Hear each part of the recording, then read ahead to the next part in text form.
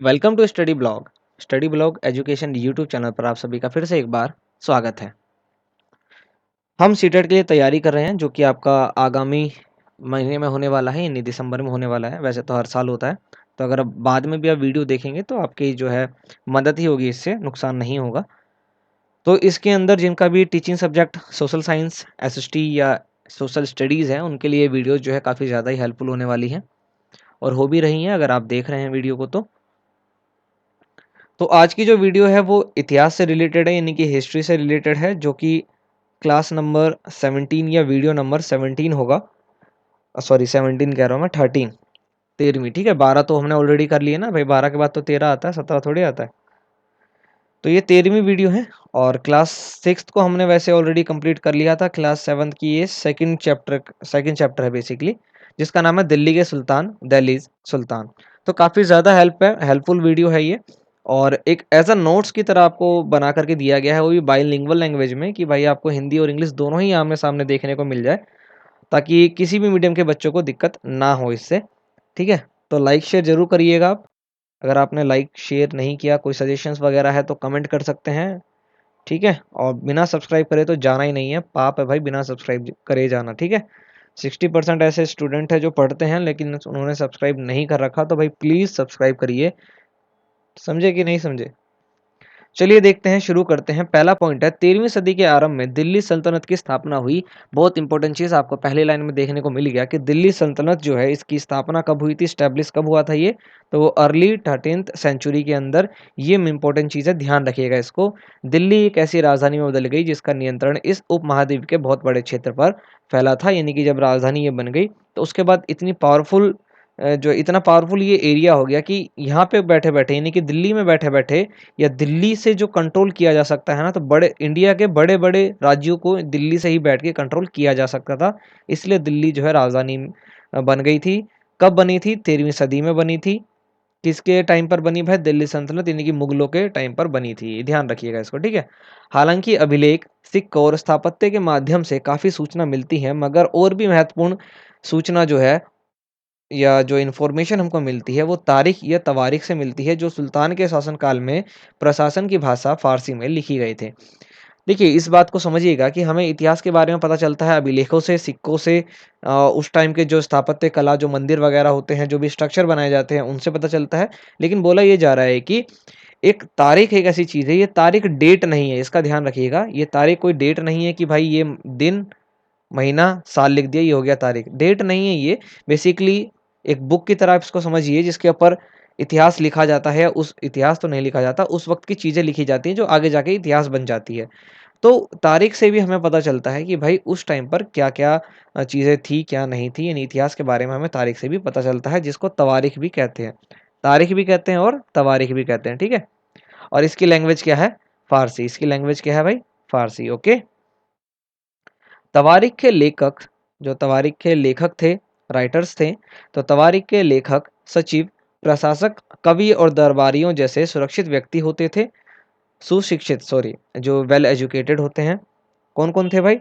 जो लेखक थे, जो तवारीख लिखा करते थे, वे सचिव होते थे, प्रशासक होते थे, कवि होते थे, दरबारी होते थे, और एकदम जो सुशिक्षित व्यक्ति थे, एकदम भाई बहुत अच्छे से पढ़े लिखे, बहुत अच्छी तरह से मतलब अच्छे एडवाइस जो देते हैं, इस तरह के व्यक्ति जो हैं वो तारीख को लिखा करते थे, जो घटनाओं का वर्णन भी करते थे और शासकों और जो शासक थे ना, उनको सलाह भी देते थे। यानी कोई घटना घटी, उसके बारे में केवल लिखते नहीं थे, उसके बारे में और इन्फॉर्मेशन भी देते थे, वर्णन करते थे, उसको डिस्क्राइब करते थे। तो भाई ऐसा तो कोई ऐसा काम तो केवल पढ़ा लिखा व्यक्ति ही करेगा, दूसरा व्यक्ति तो नहीं कर पाएगा। तो तवारीख को लिखने वाले जो हैं, एक पढ़े लिखे व्यक्ति हुआ करते थे। आगे देखिए, तवारीख के लेखक कहाँ पर रहते थे? नगरों में रहते थे, गाँव में, और गाँव में भी कभी-कभी ये लोग रहा करते थे। ये शायरी नहीं आएगा यहाँ पर, शायद आएगा, ठीक है? यानी तवारीख के जो लेखक थे, जो बड़े-बड़े व्यक्ति थे, ये सभी नगरों में रहा करते थे, शहरों में शायद ही कभी रहते हों, इसकी बात कही जा रही है इसके अंदर। वे अक्सर अपने इतिहास सुल्तानों के लिए लिखा करते थे। मतलब वो जो लिखा करते थे ना, जितने ये व्यक्ति थे, ये जो तवारीख को लिखा करते थे, इनका मेन फ़ोकस होता था कि भई अपने सुल्तानों के बारे में लिखा जाए और उनसे ढेर सारे जो हैं इनाम पाए जाएँ। इस आशा में जो है, इस उम्मीद में जो है वो इतिहास को लिखा करते थे। यह लेखक अक्सर शासकों को जन्मसिद्ध अधिकार और लिंग भेद पर आधारित आदर्श समाज व्यवस्था बनाए रखने की सलाह देते थे। जो ये तवारीख के लेखक थे, ये सभी जो है जितने शासक थे उनके, जिनके भी अंडर में ये जब काम करते थे, तो उनको ये बताया करते थे कि भाई जन्मसिद्ध अधिकार क्या होते हैं लोगों के, लिंग भेद क्या होना चाहिए कि नहीं होना चाहिए, इस प्रकार के जो है ये सलाह दिया करते थे, जिससे आदर्श समाज व्यवस्था जो है बनाई जा सके। ओके। सन 1236 ईस्वी में सुल्तान इल्तुमिश की बेटी रजिया सिंहासन पर बैठी। एक इंपॉर्टेंट चीज आपको यहाँ पर देखने को मिला है। ठीक है, यहाँ पर देखिए कि सुल्तान इल्तुमिश की बेटी कौन है, रजिया सुल्तान। ये ध्यान रखना है आपको, नाम जो है ये पूछा जाता है। तो ये सिंहासन पर कब बैठी, 1236 में। इस युग के इतिहासकार मिन्हाज ए सिराज ने स्वीकार किया कि वह अपने सभी भाइयों से अधिक योग्य थी।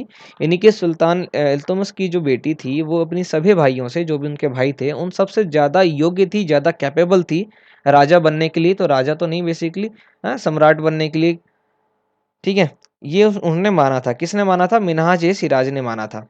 मिन्हाज ए सिराज का सोचना था कि ईश्वर ने जो आदर्श समाज व्यवस्था बनाई थी उसके अनुसार स्त्रियों को पुरुषों के अधीन होना चाहिए। ठीक है, इनका ये मानना था कि भाई किसी भी सिंहासन के ऊपर, यानी राजपाट चलाना ना पुरुषों का काम है, ना कि स्त्रियों का। और स्त्रियों का बेसिकली क्या काम था, जो भी पुरुष कहेंगे करेंगे, बस वो काम करना है, इसके अलावा और कुछ नहीं। ठीक है, तो भाई रजिया सुल्तान सिंहासन पर बैठ गई, क्यों? क्योंकि ये अपने सभी भाइयों से जो है ज्यादा योग्य थी, ज्यादा एबल थी, तो सिंहासन पर तो बैठ गई। लेकिन मिन्हाज ए सिराज ने जो ये कहा कि भाई आदर्श समाज व्यवस्था हमें बना के रखनी है, जिसके अंतर्गत स्त्रियों को पुरुषों के अधीन होना चाहिए। ठीक है, ना कि वे लोग खुद जा करके शासन कर सकें। तो भैया रानी का सिंहासन जो था, सॉरी, रानी का सिंहासन कह रहा हूँ, रानी का जो शासन था इस व्यवस्था के विरुद्ध जाता था। इसलिए रजिया सुल्तान को 1240 में सिंहासन से हटा दिया गया, यानी कि जो वो राजा बनी थी वहां से उसको हटा दिया गया।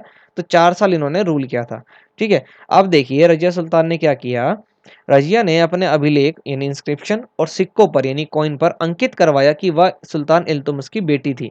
ये इंपॉर्टेंट चीज है, आपको ध्यान रखना है यहाँ पर कि रजिया सुल्तान ने, क्योंकि भाई उसको हटा दिया गया, इतिहास में उसका नाम कैसे होता, तो क्या करा उसने, अपने इंस्क्रिप्शंस वगैरह जो लिखवाए उसने और जो सिक्के चले थे उस टाइम पीरियड में, उसमें उसने ये मेंशन करवा दिया कि भाई मैं जो हूँ सुल्तान इल्तुमिश की बेटी हूँ। ठीक है, ये उसने लिखवा दिया था ताकि आगे जा करके लोग उसको भी ध्यान में रखें या याद रखें। इसके बाद है खिलजी और तुगलक वंश के अंतर्गत शासन, rule under Khilji and Tughlaq dynasty. इसकी बात हो रही है तो यहाँ भी देखिए, देखिए प्रत्येक पॉइंट इंपॉर्टेंट है, ये चीज मैं बार बार नहीं कहूंगा आपको। ठीक है, तो आप खुद से समझदार हैं, आप टीचर बनने जा रहे हैं, तो आपको खुद से मालूम होना चाहिए कि भाई क्या करना है, कैसे बैठना है, वीडियो को एंड तक देखना है कि नहीं देखना है, ये आपके ऊपर खुद से होना चाहिए। ठीक है, इसलिए हम पीडीएफ बना करके लेकर के आए हैं ताकि वीडियोस को कम लेंथी करा जा सके और ज़्यादा कंटेंट आपको दिया जा सके, वो भी इंग्लिश और हिंदी दोनों में। तो टाइम लगता है सर इसको बनाने में, समझे? इसीलिए तो आपको ध्यान रखना है, इन चीज़ों को समझिए ध्यान से। खिलजी और तुगलक वंश के अंतर्गत शासन किस प्रकार के थे, ये इस चैप्टर का लास्ट पॉइंट रह जाएगा, जिसमें 3 पॉइंट आते हैं या सब पॉइंट इसको आप कहिए।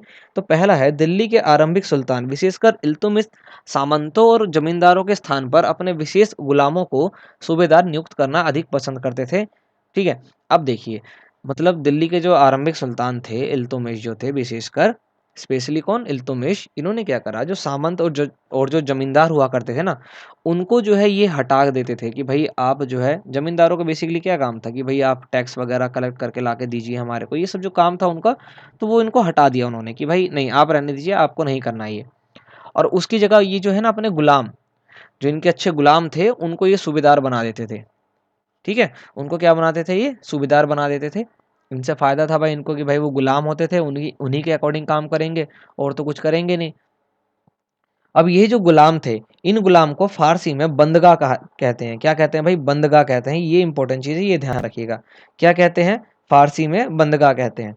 ओके, ये इंपॉर्टेंट चीज़ है, इन्हीं को ध्यान रखना है आपको। यही नंबर आपको दे के जाएंगे और यही नंबर आपके काट के जाएंगे। आपको क्वेश्चन बहुत आसान लगते होंगे, बेसिकली आपने पिछले ईयर के पेपर जरूर देखे होंगे अब तक, तो आपको बहुत आसान लग रहा होगा, लेकिन जब आप वहां बैठेंगे ना एग्जाम देने के लिए, तो आपकी हालत खराब हो जाएगी कि भाई आंसर ये भी हो सकता है, आंसर तो ए भी लग रहा है, आंसर बी भी लग रहा है, एकदम चकरा जाएगा दिमाग। इसीलिए कह रहा हूं मैं कि चीज़ों को ध्यान से पढ़िए, ध्यान से सुनिए, समझिए, वह हो जाएगा। पेपर बहुत आसान होता है ना, पास हो जाओगे। लेकिन जिनको लगता है ना, उनसे पूछिए जा करके, क्योंकि 10 से 12% से ज़्यादा लोग पास नहीं हो पाते हैं, समझे? इसका कुछ ना कुछ तो रीज़न होगा ना, और आप क्यों उस बाकी 80% में 95% में आना चाहते हैं? आप भी 10% में आइए। ठीक है? तो यहाँ पर ध्यान से सुनिए उन चीज़ों को, ठीक है? तो गुलाम जो थे, यानी जो बंदगा बेसिकली क्या था? गुलाम थे। किस टाइम पीरियड में कहा जाता था? जब इल्तुतमिश जो है शासन करता था, तब की बात है ये। इतना ध्यान रखना है, इस प्रकार से ध्यान रखना है। ठीक है?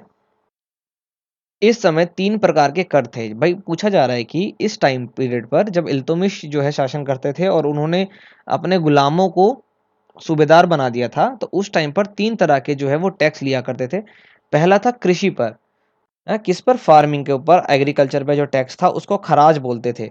क्या कहा जाता था भाई उसको? खराज। ठीक है? ये ध्यान रखना है, समझ गए? 3 तरह के टैक्स कौन थे? कृषि पर लगता था, मवेशियों पर लगता था और घरों पर लगता था। 3 तरह के टैक्स जो है इल्तुतमिश वसूलता था अपने नागरिकों से। पहला था एग्रीकल्चर के ऊपर, दूसरा था कैटल, तीसरा था हाउस यानी घर के ऊपर, ठीक है? और जो इम्पोर्टेंट पॉइंट है इसी के अंदर एक और बनेगा, वो ये है कि जो एग्रीकल्चर पे जो टैक्स था उसको क्या बोला जाता था? खराज। उसको क्या बोला जाता था? खराज। क्या बोला जाता था भाई? खराज। क्या बोला जाता था? खराज बोला जाता था। ये ध्यान रखना है आपको, समझे? लास्ट पॉइंट है, तुगलक वंश के बाद 1526 तक दिल्ली तथा आगरा पर सैयद और लोदी वंश का राज रहा। तुगलक वंश के बाद 1526 तक, है ना, 1526 तक दिल्ली और आगरा पर सैयद और लोदी वंश का राज रहा। सैयद और लोदी वंश डायनेस्टी ने जो है रूल किया दिल्ली और आगरा के ऊपर। कब तक? 1526 तक। तब तक जौनपुर, बंगाल, मालवा, गुजरात, राजस्थान तथा पूरे दक्षिण भारत में स्वतंत्र शासक जो है उठ खड़े हुए, यानी ऐसे शासक जो फ्री थे, जिनके ऊपर कोई जो है रूल नहीं चल रहा था, तो वे लोग उठ गए और उन्होंने भी जो है एरिया को कवर करना शुरू कर दिया। ठीक है? उनकी राजधानियां समृद्ध थी और राज्य जो है फल फूल रहे थे, बहुत अच्छे से जो है वो डेवलप हो रहे थे।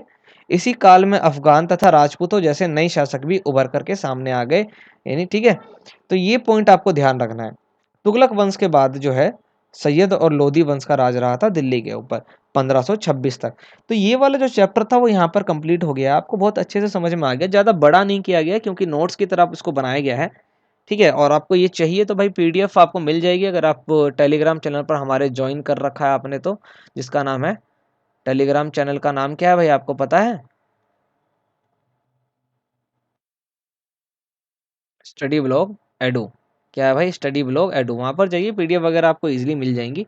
तो वहाँ से जा करके आप इसको डाउनलोड कर सकते हैं और आराम से पढ़ सकते हैं, कोई दिक्कत नहीं है। पढ़िए भाई, पढ़ने के अलावा और कुछ रखा ही नहीं ज़िंदगी में, है कि नहीं? तो ये चैप्टर हमारे यहाँ पर कंप्लीट हो गया है और हम आपसे मिलेंगे नेक्स्ट वीडियो में नए नए चैप्टर के साथ। तब तक के लिए जय हिंद।